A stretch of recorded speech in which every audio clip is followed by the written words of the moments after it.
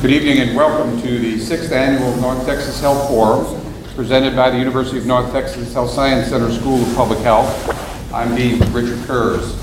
As we begin this evening, I'd like to first thank several groups and individuals who were really instrumental in making these 2 days possible.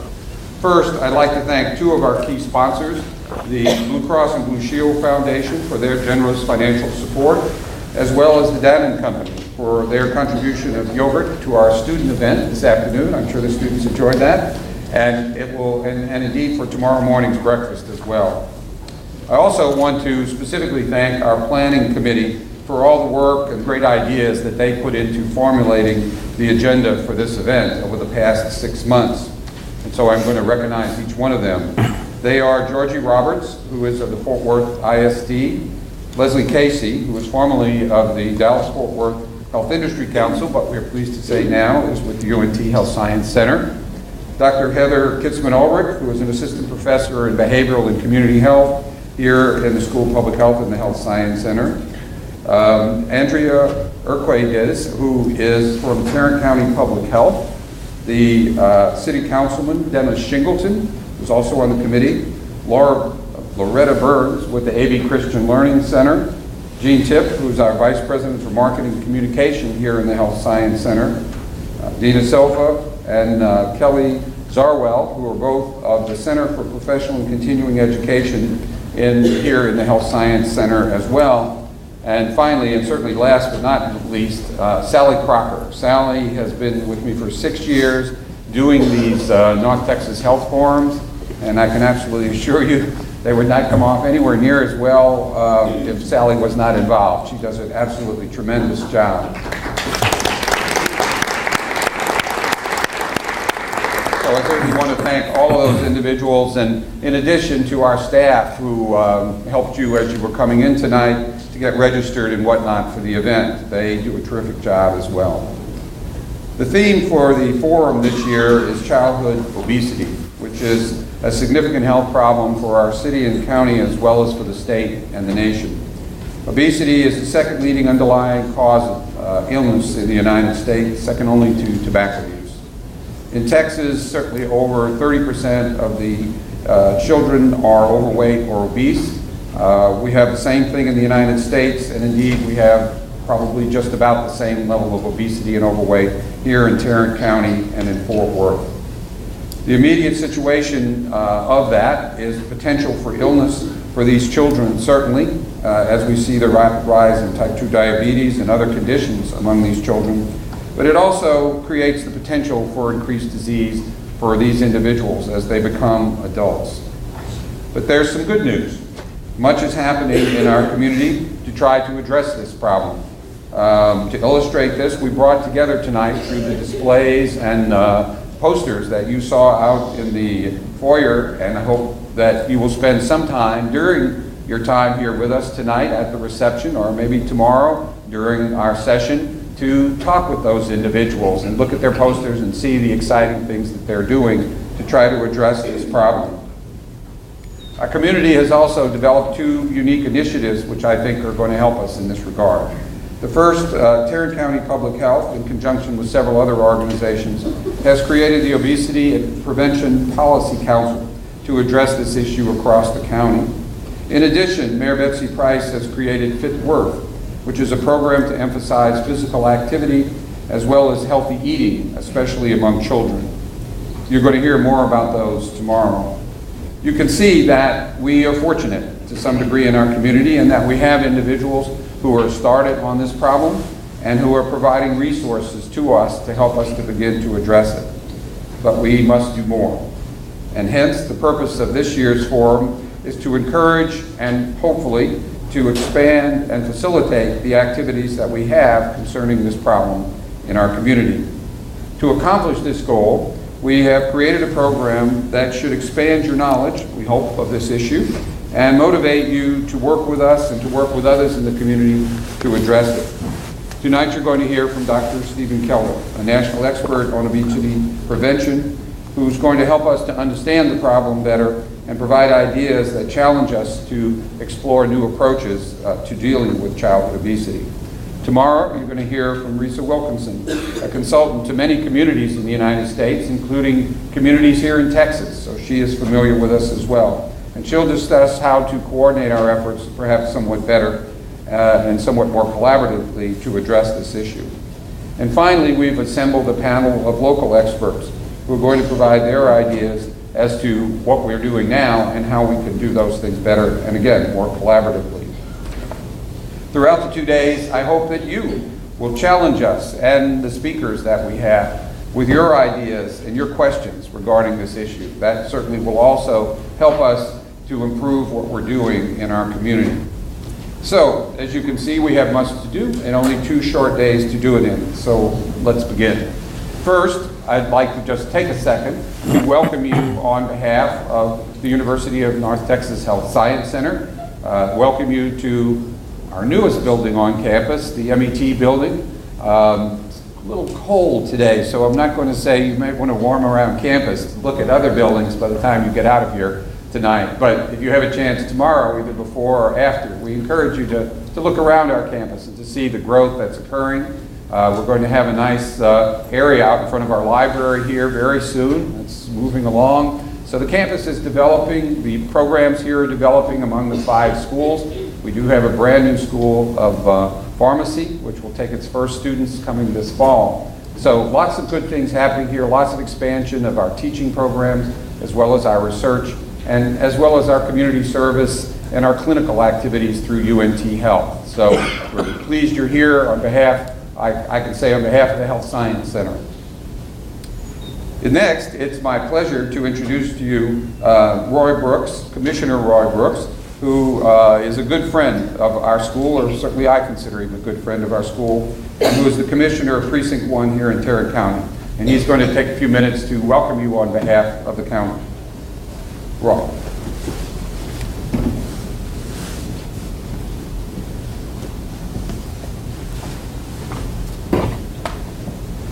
Thank you, Dr. Kurz, for being very brief in that introduction. Thank you to all of you who are here this evening. When I received the invitation from Dr. Kurz to come here and speak both this evening and tomorrow afternoon, I was directed to this disclosure packet that many of you who are presenters had to fill out.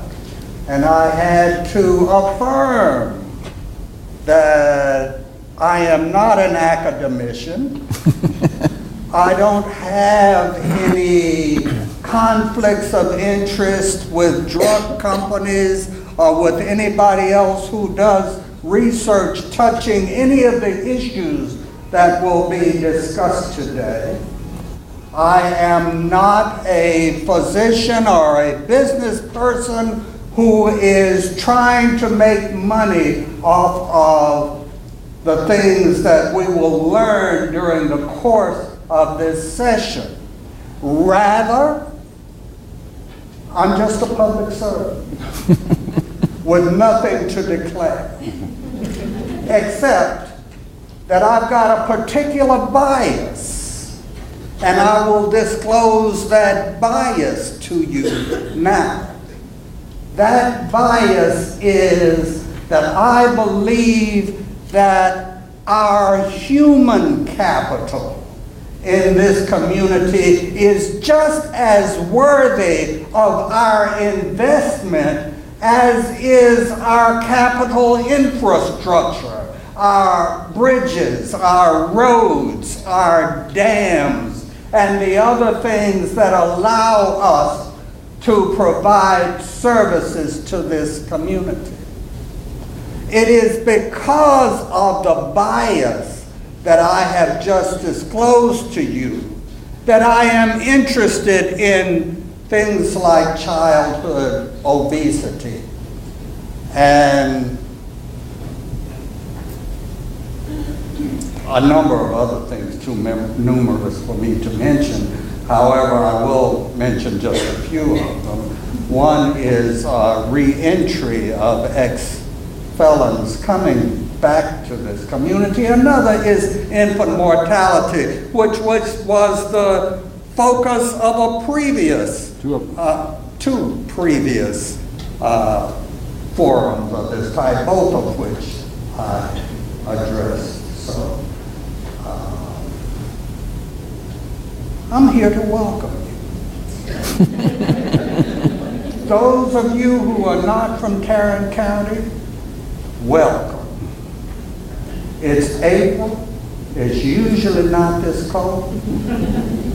But those of us who live here will think back to this day in the middle of July when it is 142 degrees, and we will longingly remember this day.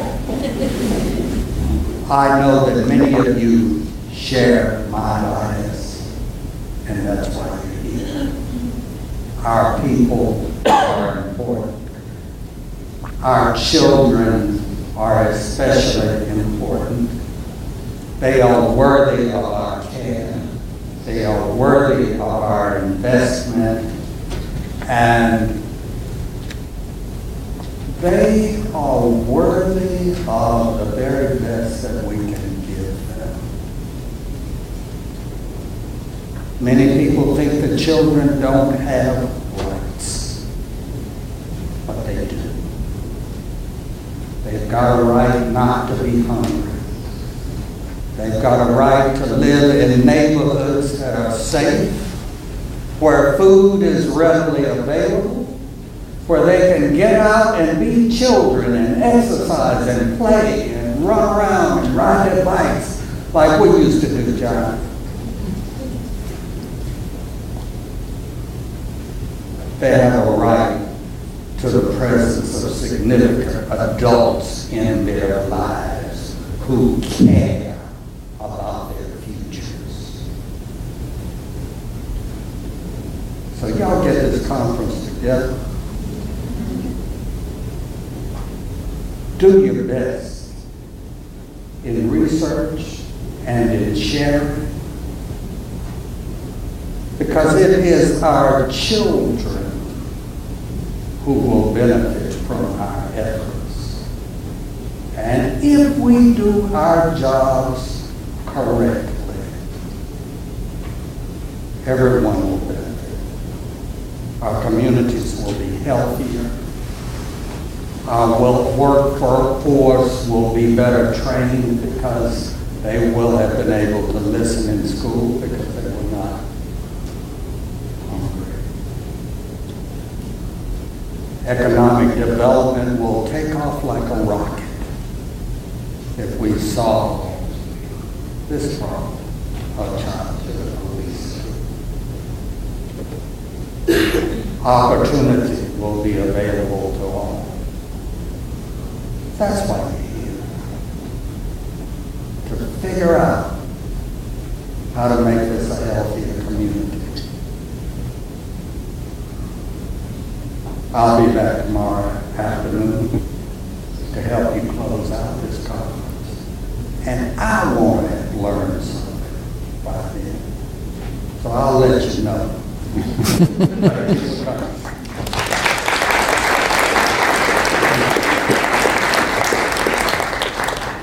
Thank you, Roy. You always give us a good start. I'm sure tomorrow you'll give us an excellent conclusion to the event. It's now my pleasure to introduce to you the 2013 keynote speaker for the North Texas Health Forum. Dr. Stephen Kelder is the Beth Toby Grossman Distinguished Professor in Spirituality and Healing at the University of Texas School of Public Health in Austin. He is also the co-director of the Michael and Susan Dell Center for Healthy Living there. He recently served as a member of the Institute of Medicine panel on accelerating progress in obesity and is recognized nationally as an expert on the health of children. He served on numerous national and state boards, committees, panels of all sorts to address the problems of children, especially obesity, with organizations such as the American Heart Association, the National Cancer Institute, the Centers for Disease Control and Prevention, the White House Office on National Drug Policy, Texas Education Agency, and the Texas Public Health Department. Dr. Kelder is also frequently invited to speak on childhood obesity by universities, foundations, and national associations. He has over 130 peer-reviewed publications related to public health, especially to the health of children and adolescents and young adults, as well as other publications. His work has credited him with millions of dollars of research funding focused on childhood health and obesity and other related topics. He is truly an expert in this area, and we are very, very pleased to have him as the keynote speaker this year for the 2013 North Texas Health Forum. Dr. Kelder.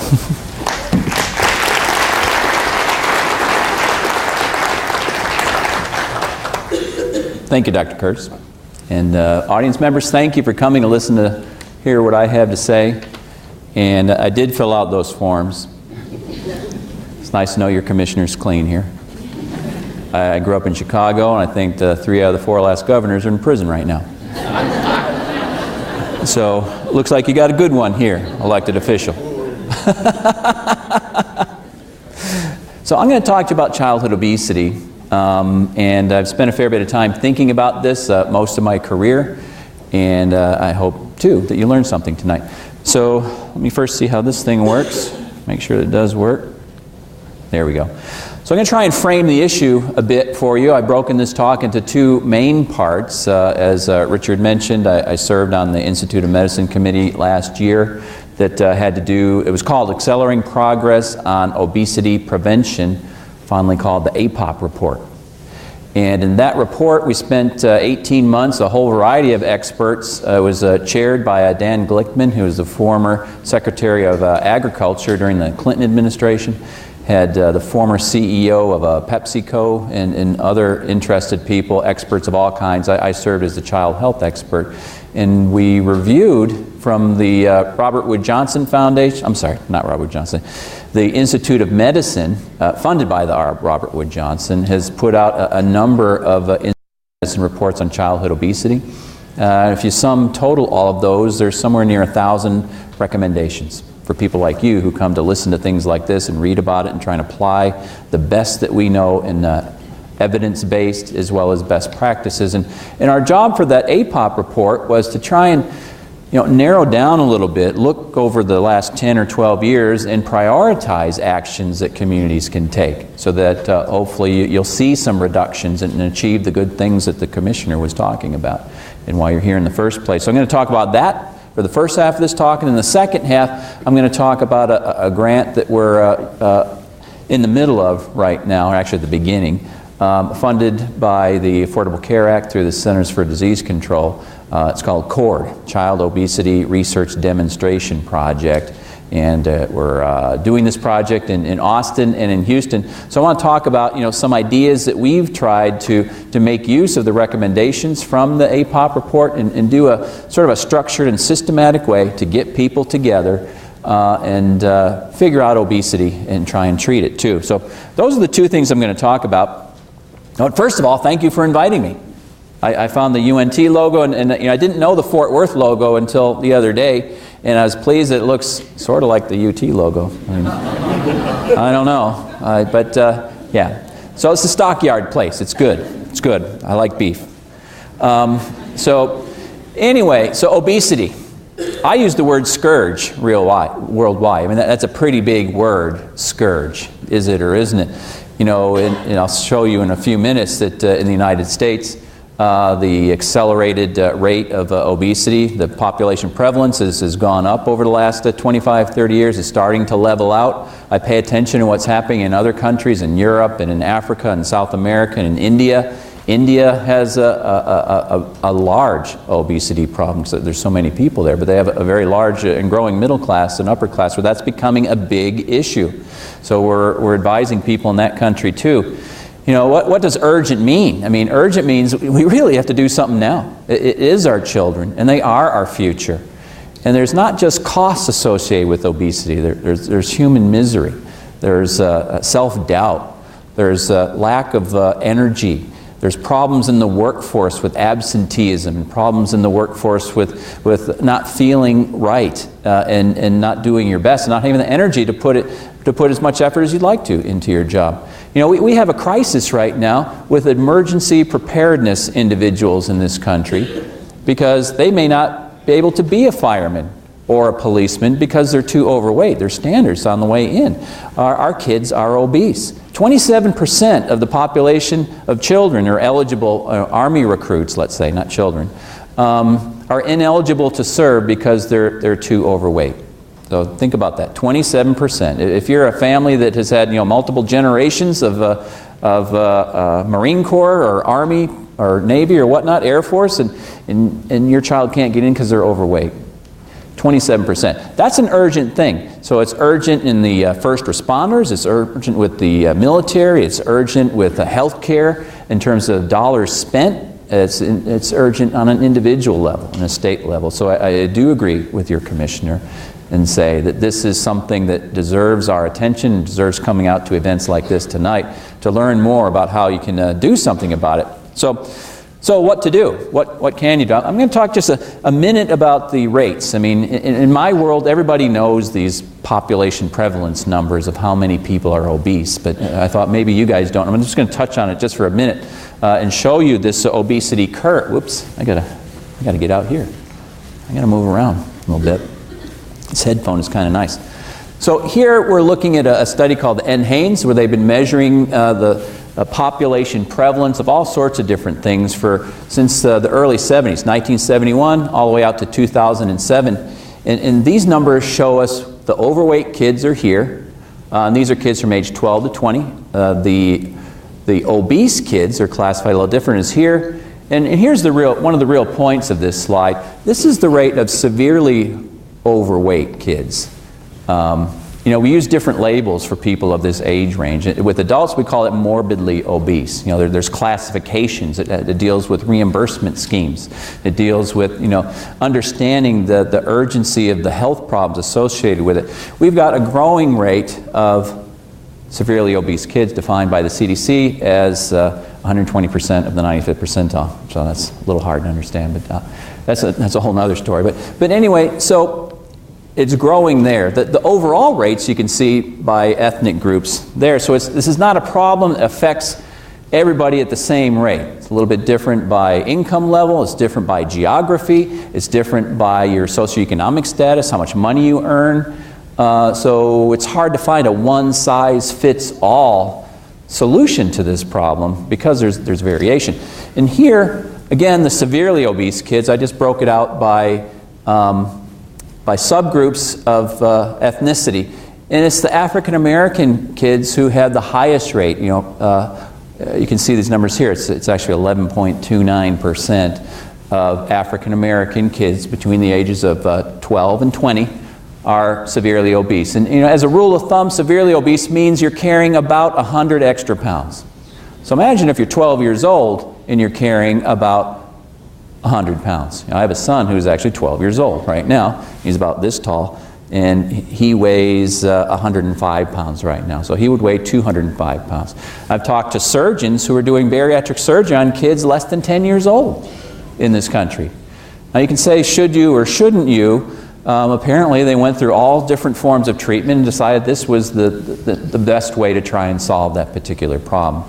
So these cases are growing, and they're real medical conditions. And if you didn't think that obesity influences the healthcare system, you better think about these numbers here with severe obesity, because it's going to be a problem. One of the things you can do with the NHANES data that I like, because I'm an epidemiologist, is you can figure out, based on these percentages, exactly how many people are we talking about. So I plotted that out. And this is the percent of overweight, or the actual numbers of overweight kids, obese kids, and severely obese. And you can see how it's grown. So how many kids are severely obese in the United States? Today, the number is about 2.5 million. So what I did is I took 2.5 million times the average cost of bariatric surgery, and it turned into a very big number pretty fast. So when you look at the costs of obesity, just simply treating people who, you know, and very likely if you're 100 pounds overweight today, you're going to be 100 pounds overweight next month and probably the next year. And it's hard to lose 100 pounds. We don't have great solutions for that. That's why I feel the energy and passion that I do about coming giving talks like this, and in my research career and the other things that I do in the form of primary prevention. So my role and the things that I do is I work with kids and school systems and states and communities to try and help them, most effectively spend the limited dollars that they have available to prevent the onset of this.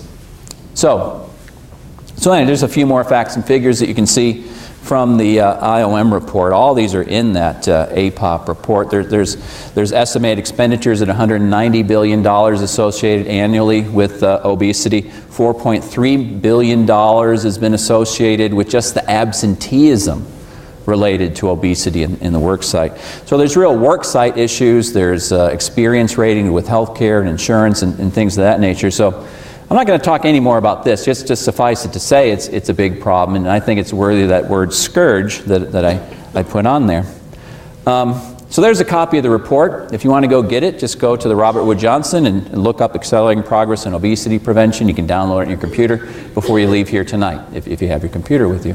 So it's free, it's easily available, just go and get it. It was funded primarily by the Robert Wood Johnson Foundation, but also by the Michael and Susan Dell Family Foundation, which is the foundation that helped me get to Austin in the creation of our Michael and Susan Dell Center for Healthy Living. So they have an interest not just in Texas, but nationally and worldwide with this issue in children's health. And interestingly, it's Michael Dell is interested in computers and science and has lots of innovation and technology grants which go to schools that have engineering and computation and such, high school and undergrad, whereas Susan Dell has kids about this tall. And she became very interested in the health of her children. She's a marathon runner and very fit herself, and decided to use some of the money that they've accumulated through the Dell Computer Company to give back to the community. So there are 5 main goals in this report. I'm going to go through them one by one and just sort of walk you through that report. Every one of these goals are pretty self-evident if you think about it, but inside of each of these goals there's a number of sub-recommendations which provide some guidance for you if you want to, if it's your role to dig into what to do with physical activity or healthy eating or marketing, meaning advertising, public relations, and communications, then look to this report and find ideas. That's really the most important thing I'll have to say tonight is we spent 18 months trying to narrow down these ideas and make them as best we could with best practices and evidence base. And I can't cover them all in one presentation, but just know that they're in this report. So first, physical activity strategy recommendation 1 are these 4 our main strategies, and there's sub-strategies within. So enhance the physical and built environment. Built environment just means in your neighborhood, is it enticing you to be physically active? Are there sidewalks in your neighborhood?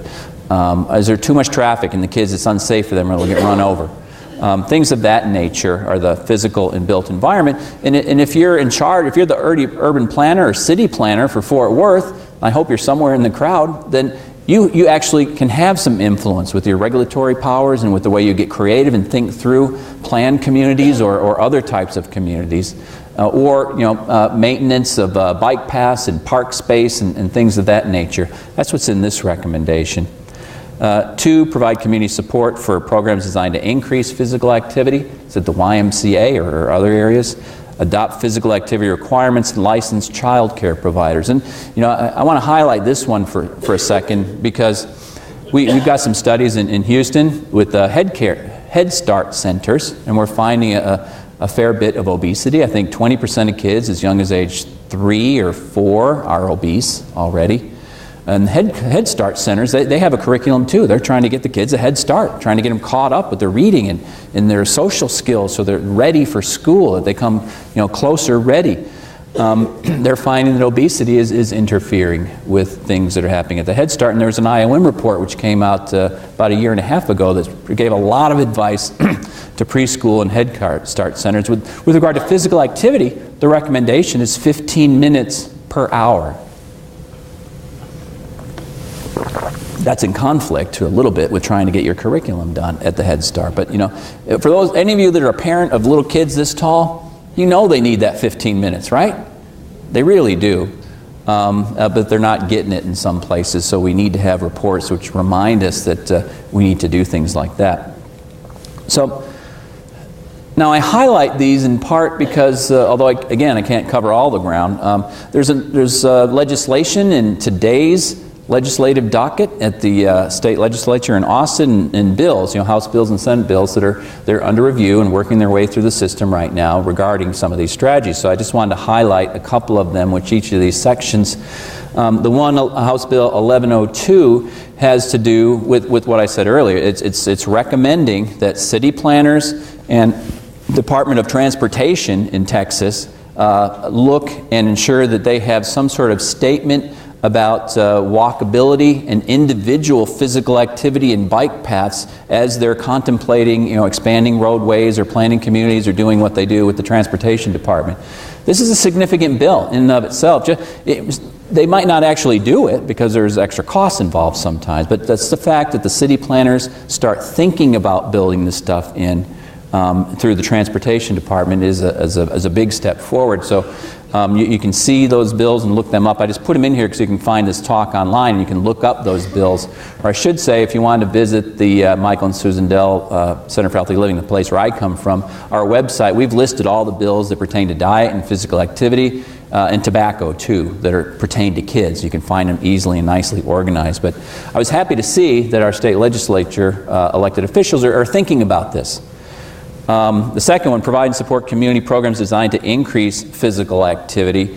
There's a number of bills that I list here which talk about providing additional park space and community programs and sort of that nature, so that there's more and more opportunities for kids to go out and become part of a sport team or a sport club, or find nutrition education and things of that nature.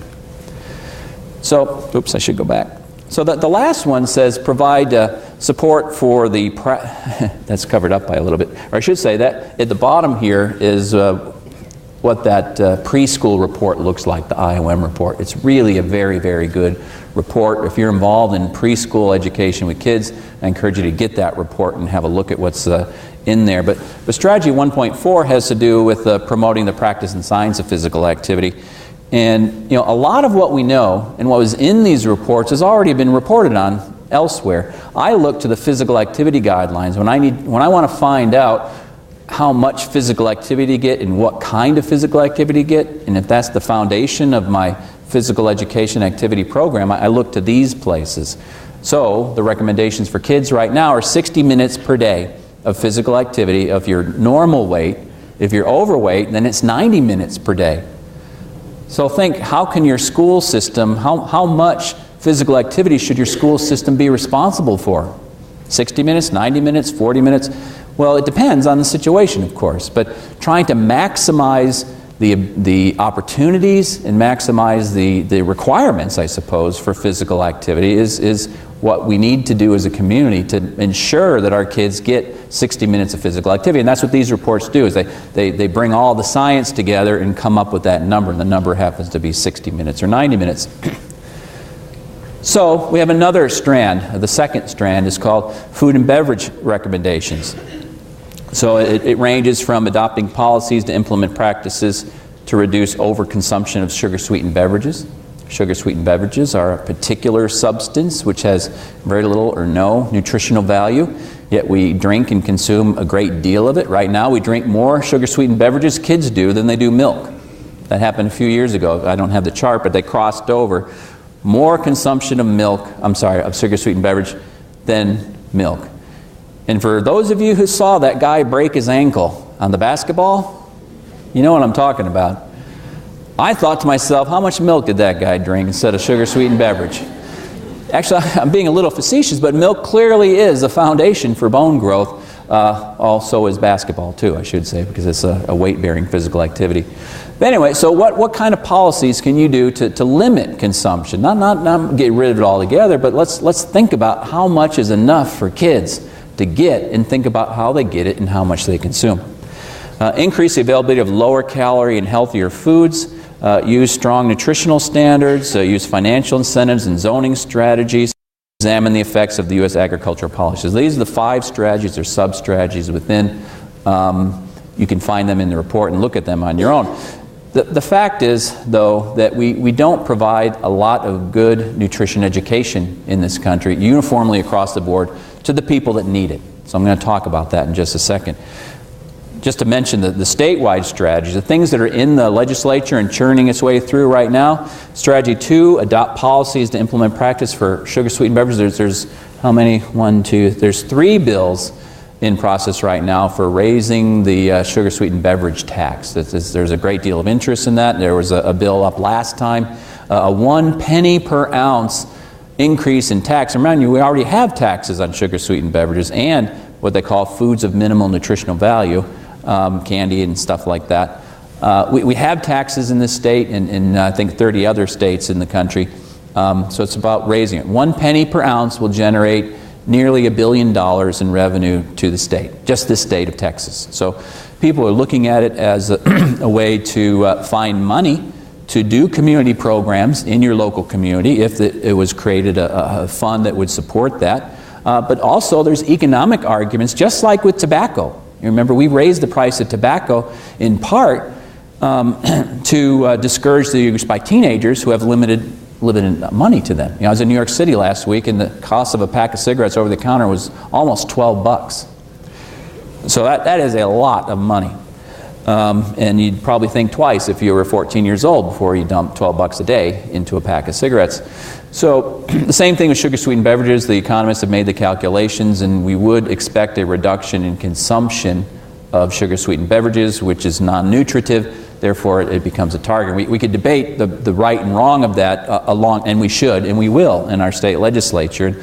I don't know if it'll pass or not, but at least there's 3 bills to do that. Strategy 2.3, use strong nutritional standards for all foods and beverages sold or provided. There's an awful lot of bills, as you can see, that are related to SNAP funding, or formerly food stamp funding. So whether or not we should restrict those funds for purchase of healthier foods or restrict it for foods that you can't buy that are in that foods of minimal nutritional value. So there's lots of bills like that. I think I see that across the country. Use financial incentives for zoning strategies. This is an interesting one. So how do you encourage what we call food deserts, places where it's challenging to buy healthy food that's not on the bus line, it's not anywhere nearby? How are we going to get corporations or food producers like H-E-B to come and put a store there? So we can do that with some tax abatement, we can do that with other zoning restrictions and things of that nature. So these are outlined in, excuse me, in the IOM report. And they're also being discussed in the state legislature right here in Texas right now. So that's actually quite a bit of legislative action compared to since I've been paying attention in Texas. So I don't know why it's happening. I don't know if it's because of the report, but I'm encouraged that at least these issues are being discussed in our state legislature. And you know, the bottom line for the nutritional standards, just like with physical activity, you know, the physical activity guidelines, every 5 years we put out the Dietary Guidelines for Americans. And here's a picture of the 2010 report. It tells you exactly what you need to do. If you're going to design a nutritional-based program for people of any age, whether it's elderly all the way down to little kids, there are guidelines for the types and quantities and proportions of foods that you can get. So therefore, we should use this report that comes out every 5 years with the most evidence as we design and build programs. And you shouldn't, it would be inconsistent to not use this and make recommendations that aren't in here, let's say. Root them in here. So I just bring a couple slides. I got these from a guy named Frank Chalupka up at University of Chicago. He's an economist that did a lot of work with tobacco, you know, and looking at the price of tobacco in relation to teen consumption. So here we're looking from, whoops, I went too fast. Where am I? I wanted the pointer. 1961 to 2009, the big thick line is the percent of obesity. And here we see fruit and vegetables, the green line, and then the blue line are fresh fruits and vegetables. So the average cost of fresh fruits and vegetables is in lockstep with the rates of obesity in this country over time. So if you don't think fruits and vegetables are important, And some people are saying it's all physical activity. It's not fruits and vegetables. And the research is a little bit inconsistent, because you can say eat fruits and vegetables. If people don't change their diet and they just eat more fruits and vegetables, then that's more calories. But yet here we see pretty compelling evidence that it's an important thing to consider. Here we see carbonated beverages in the purple line, and here we see the cost of sweets. So the cost of carbonated beverages has gone down per ounce tremendously. It has to do with the switch from cane sugar to high fructose corn syrup, which is a lot cheaper to produce because it comes out of corn. And so the cost of the substance in your cup is much less than the price of the cup itself these days. And as that cost declines, the obesity rate skyrockets. So there's good reason to target fruits and vegetables and sugar-sweetened beverages when you think about policy solutions. That's all I'm trying to say. And maybe you can think about, where you get. I mean, if you live in a certain neighborhood, you might not have access to fruits and vegetables. Particularly, where I grew up in the University of Minnesota, my grad school, it's winter like 12 months out of the year. Where are you going to get fresh fruits and vegetables? At least we're lucky here in Texas that we have 3 growing seasons and we can have access to good stuff. Thirdly, messaging strategy. So develop and support a sustained and targeted physical activity, nutrition, social marketing program. And that's because the problem is a little bit less for physical activity, because there are commercial interests to try and encourage you to become more physically fit. Nike wants you to exercise more, exercise a lot, and wear out your sneakers, don't they? And buy the clothes and all that stuff like that. The people are promoting fruits and vegetables and how to prepare them so that your kids will actually want to eat them. There's not nearly as much of a financial incentive for them to do that, and we just don't do a great job training people in nutrition education. Therefore, some sort of messaging that the population can understand as to what's happening as you look around everywhere and see obese people. If you go to the state fair, you most clearly see that in any city. So that was one of the big messaging or recommendations. Implement common standards for marketing foods and beverages, and ensure consistent nutrition labeling. Adopt consistent nutrition education policies and federal programs. All that should be linked to that USDA guidelines. But there's a lot in the federal atmosphere right now with regard to the FTC. That's federal. With regard to the FTC and the promotion of unhealthy foods and what should or shouldn't be allowed with kids of certain ages. And there's definitional issues with what's unhealthy and not, and there's things around the edges. Probably the big issue today is marketing to kids clearly is one thing, but it's where do you find out what's healthy and not healthy on the package label? So different industries will have, or producers will have different labels of better and best and so on. We're about ready, I think, in this country to adopt common standards so that they're easier to understand than the ones that are on the side of the box right now. A lot of people have problem with math. Maybe not in this room, but out in the real world, they have problems with math. And it's difficult to understand those nutritional labels. So can't we have a better one? And there's IOM wrote a report, and it's being considered right now through the federal government to change what producers put on there. It's analogous in a way to the calorie labeling that you see at McDonald's these days. So they voluntarily went ahead and did that. So many times the industry will voluntarily do good things, and I hope this passes. That's the part of this, is let's be proactive and send out good, solid health education messages, but also let people know what it is that's in the food that they eat. Should be a no-brainer, but it takes policy, I think, to get this job done. In this state, we're in this current legislative session, develop and support sustained targeted physical activity and nutrition. It's not that big of a deal, but there is a bill, House Bill 197, which asks for the creation of an online nutrition education program so that anybody can link in and get good quality health education. So it's making use of distance education strategies. So that's not a real expensive thing to do. It's a step in the right direction. A big wholesale social media campaign will cost a lot of money, though, and I don't think they'll spend that money right now. Maybe someday we'll get to that place. So I just want to talk very briefly about how much nutrition education. I mentioned earlier 60 minutes per day of nutrition education is what you need. So then the next question is how much physical activity you need. Sorry about that. So you need 60 minutes per day of running and jumping and bending and stretching and all that to be healthy for kids. A little bit less for adults. So how much nutrition education? Because the schools are asking me that all the time. How much? Because they don't have the time, do they? If you know about schools, they got all kinds of new things to teach they didn't have when I was a kid. And nutrition education is now a challenging thing. So I decided to think real hard about that, and the American Dietetic Association recommends 50 hours of nutrition education per year, which turns into 82 minutes per week or 16 minutes per day. So they recommend 16 minutes per day of some kind of nutrition education if you expect people to actually change their behavior and sustain that behavior. They're thinking mostly about people who are in hospitals and changing their food patterns when they're sick. The new recommendations that will come out later this year increases that from 50 to 80 hours for obesity treatment per year is what it takes to lose weight and consistently keep the weight off. So I then thought, well, that's too much. Schools can't do that. Not the schools that I know. Nobody's doing that, or very few. Or you had to be really high SES or very low obese or something to get that much classroom time devoted to nutrition education.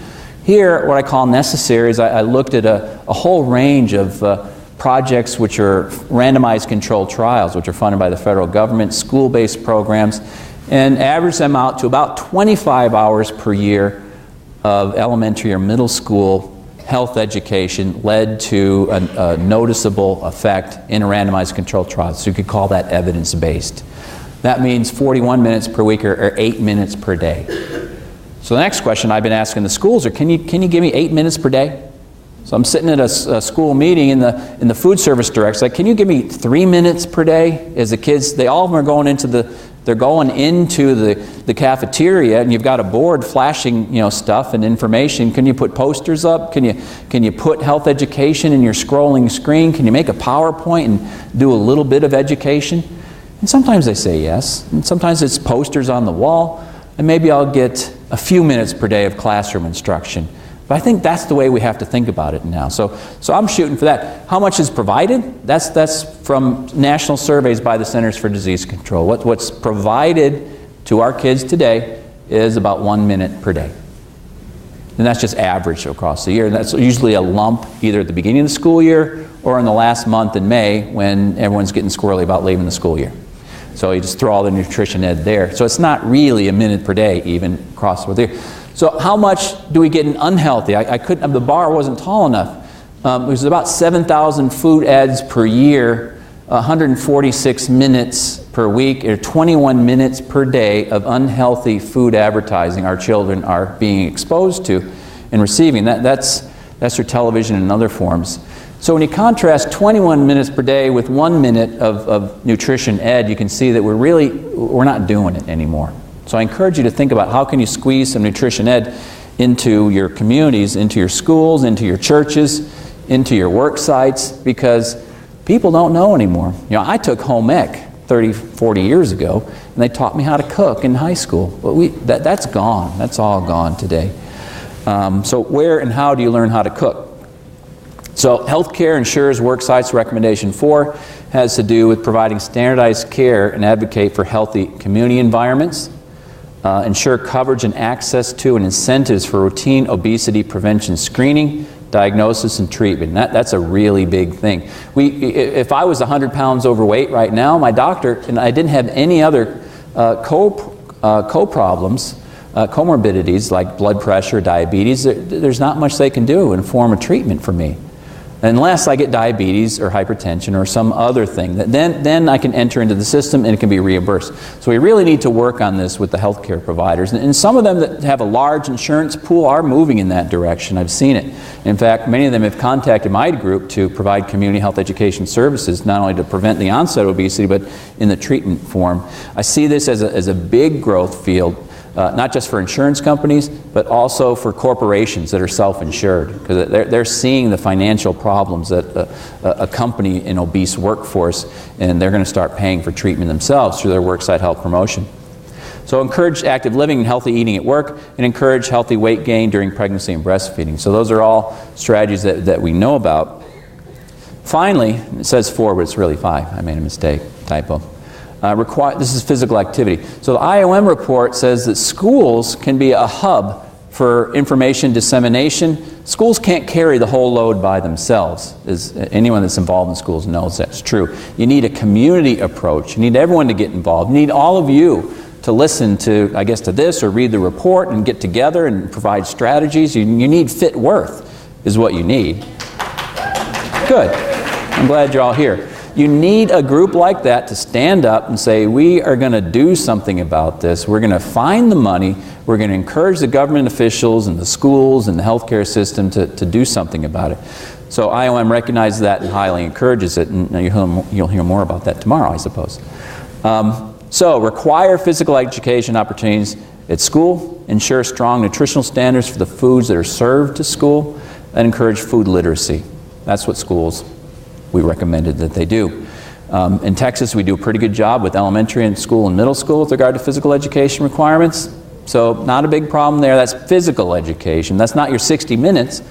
So I'm encouraging schools to think that they could possibly do all the 60 minutes if they redesign the way they do things. And the walking to and from school and activity breaks during class and PE, I think you can actually get there. And you absolutely can get there if you've got younger kids that are going to after-school programs. If you get a high number of after school, you can get all your 60 minutes right after school. Not that you need to, but you could.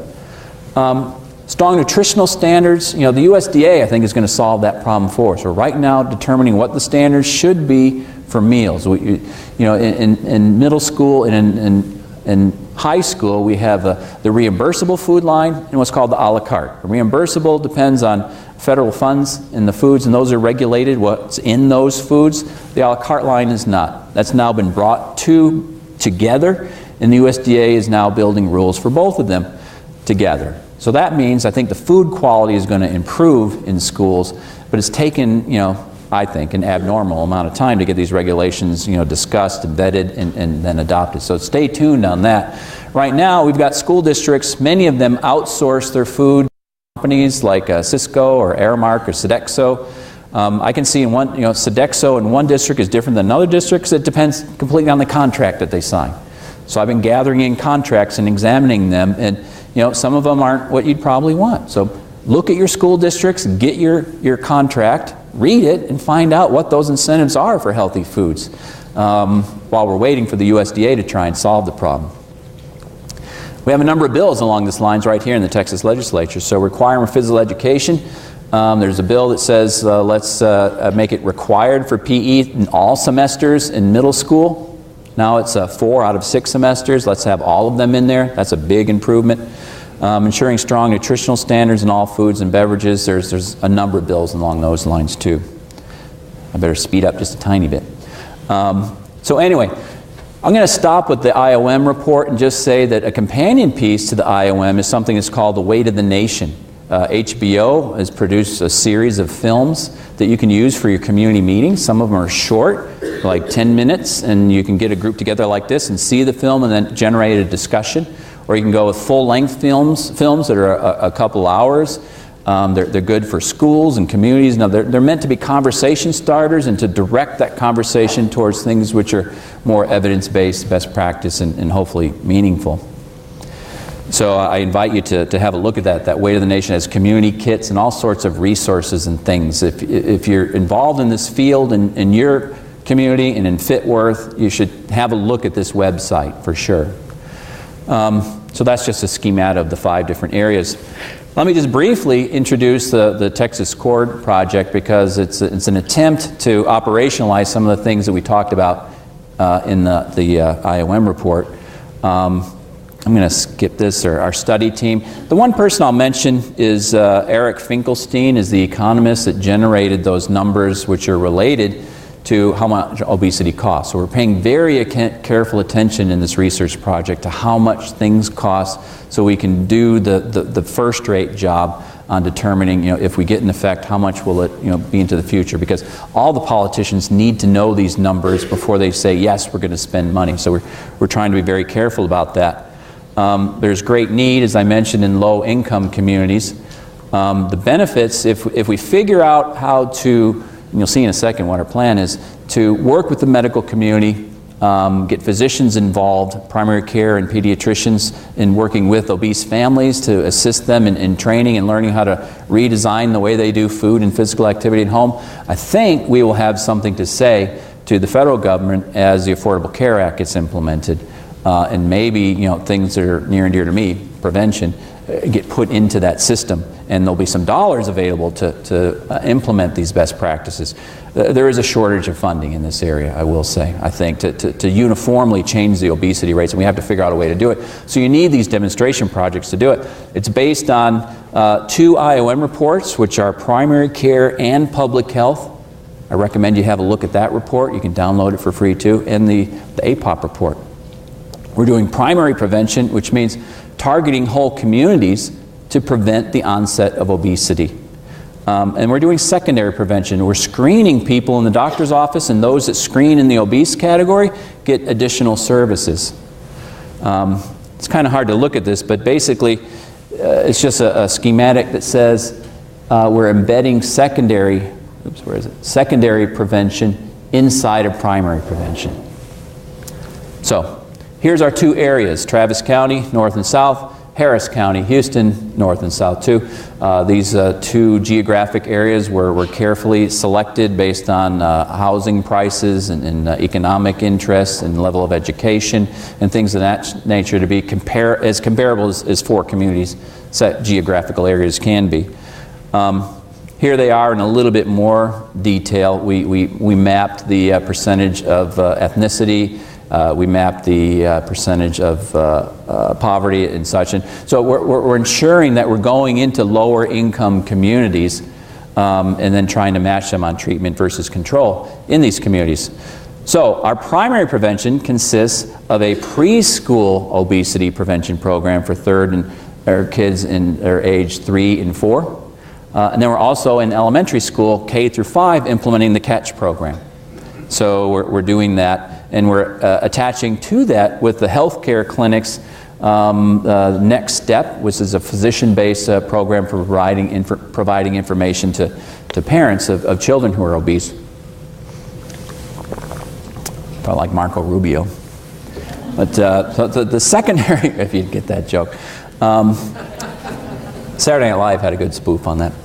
But anyway, so the 3 tracks, once we identify overweight kids, we're identifying them in the green bar is preschool. The parents of preschool-age children get 10 weeks of 2 hours per week family-based health education. How do you cook healthy meals? How do you set up a home environment which is conducive to weight reduction or weight maintenance?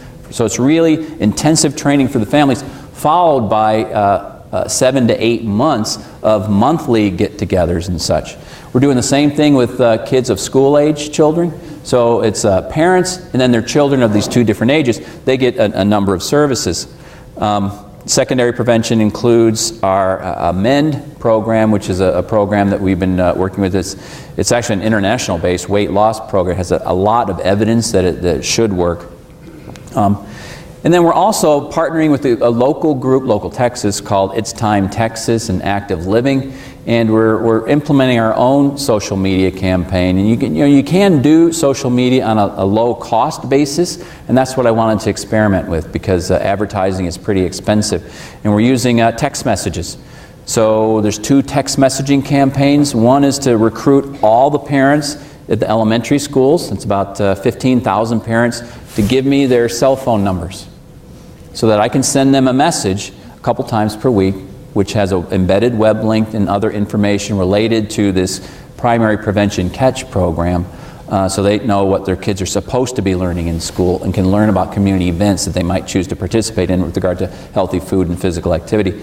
The men parents, we're going to recruit all of them in through the cell phones too, and just remind them to stay with the program. It's a 12-month program. It's hard to keep people in a weight loss mode for 12 whole months. And so far, we've been extremely successful with recruiting people into it. I guess I should probably quit because I'm running a little bit over time, but the presentation will be online. You can see some of the messages. So, for example, text messages might be AMEND tip: make fruits and vegetables more interesting. Freeze your grapes, steam carrots with spices, add peanut butter to raisins and celery. So simple messages which are based on evidence and nutritional principles taken from the physical activity guidelines, taken from the USDA guidelines, condensed down into a little text message.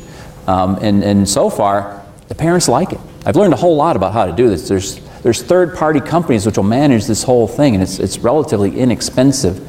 And even the lower income folks all have these things. Some of them don't have computers. They use this instead.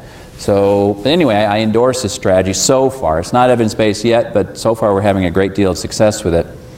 And then in our primary prevention, we're doing the same thing. We're emailing all the parents to let them know in the first 2 months of the CATCH program, you'll be seeing this and this, and look for it in your school campus. They should be doing it. So I'm going to skip to this and just say in conclusion, I support all of you in your efforts.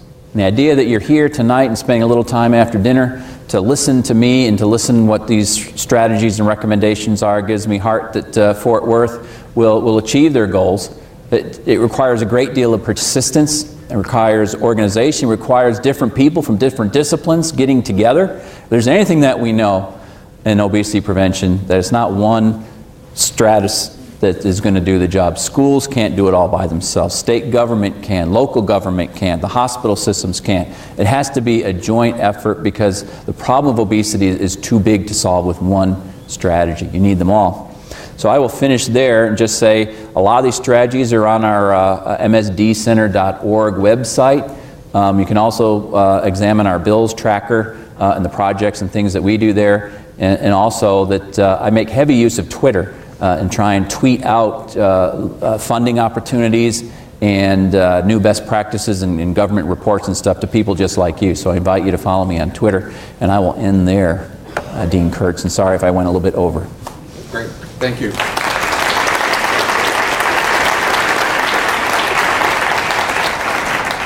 I'm not going to try to make it back to the microphone over there. First, certainly wanted to thank you for a very informative presentation. I think we learned a great deal from it. And we have, I think, a few minutes. Take maybe 1, 2 questions, something like that, and then we'll move on from there. Yes, sir. Let me say, and you seem to know what to do, but some might not. If you ask a question, there's a little device in front of you. You must push the button down and hold it down while you speak, and we'll ask you to give us your name, and just hold it down while you ask your question. And we'll start right here in the front. Speedy message speech. John Machak, pediatrician, and I worked with one of your fellow grad students, Dr. Rutia Rojas, way back then. But anyway, the question is, there's now a lot of scientific evidence that suggests that some of these problems start in utero and in the first 2 years of life. Right. Now, all these things that you mentioned start at age 2. Any provision on all those plans to go and try to deal with some of those early under 2-year age risk factors, if you will? Yeah. Like obese mothers, having babies, disabled diabetic mothers, rapid weight gain babies, and the like. Yeah, well, there is. In this particular report, I gave it a short end of the stick, to be honest, but there's a number of recommendations that fall into that early childhood and pregnancy, too. Most of it falls into the breastfeeding category, which isn't exactly what you're talking about. But that IOM report for preschool does move in that direction. There's certainly a lot of evidence that there's risk factors that accrue. There's not a lot of great programs that say if we do this, we're going to fix that. So if you want to strictly stick to the evidence from randomized trials or other sorts of places, then we don't have great evidence yet. It's accumulating. The federal government is funding it. The NIH is funding it. I do think it's important. And there's a guy named Phil Nader out in California who's a pediatrician who's worked in this area, and I've been working with him to write grants to try and answer the fundamental questions of how do you train people that are in those situations to ameliorate that problem. How about right up here? Yes, sir. Push your button and hold it. Yeah, I'd like to address, there was one thing you said, strategy 2-4, we talked about financial incentives.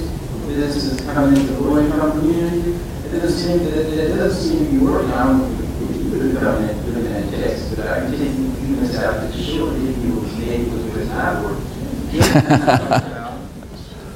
The other thing you spoke of, and I wish you addressed this, looking at infrastructure, sidewalks, safety of communities, because when we're looking at obesity, these issues that I think in local communities need to be addressed. Because in low-income communities, we don't have sidewalks. A lot of times they don't have sidewalks. Kids are not safe to go out. Parents are locking kids literally in the house.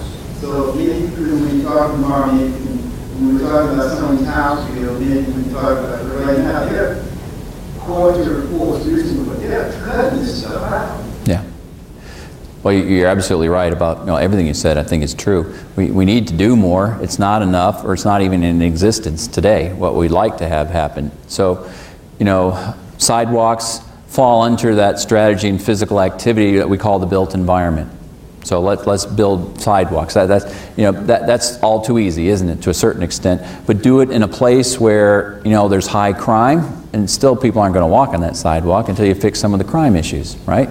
So looking at the community as a whole, and I've been to lots of communities where they say, we are not going to let our kids outside, and they therefore then stay inside. If you go to a house, in Houston is where I lived for a long time, go to the housing projects, it's a little minefield for the kids to walk home. And you probably would want to lock your kids inside and put them in front of the TV set, and what are they going to do but play video games and drink soda, to be honest, and gain a little weight. So we have some pretty big problems to solve in that area too. The financial incentives that I pointed out is that there's bills in place to try and encourage local communities through tax provisions, etc., to make these things more available. Whether it'll pass or not, I don't know. And I would encourage you to look at that bill and support it if you think that's an important thing for your local community. But I will say, probably if there's a big price tag, like a really big price tag, or even a modest one, the likelihood of it passing is probably small in this fiscal environment that we live in.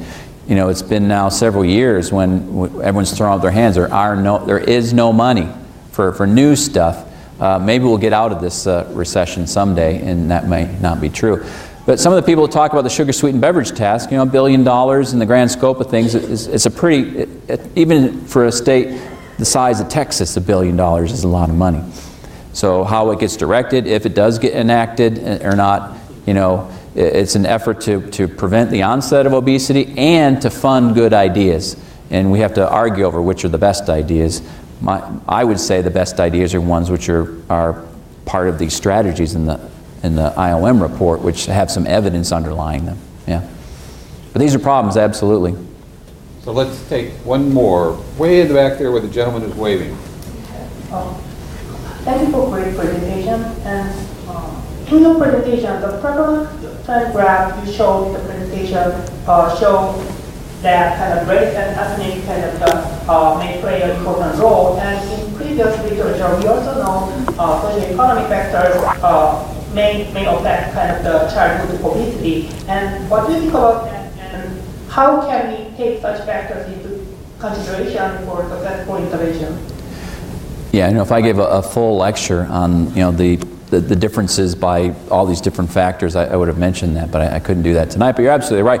It's probably not race that's the driving factor in this. It's more likely economic reasons.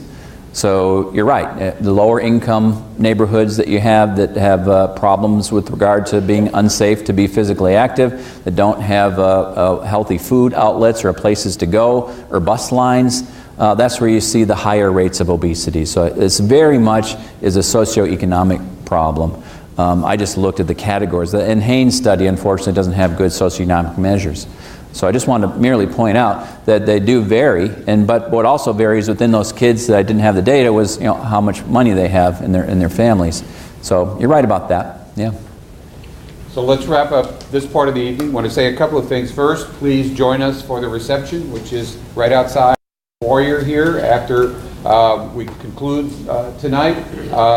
We will meet tomorrow in this building for the second day from 8 to 12, We will start with breakfast around 8, so please join us then. I'm sure Dr. Keller will be happy to answer additional questions during the reception, so please, if you have other questions, bring them to him then. He'll be happy to try to answer them.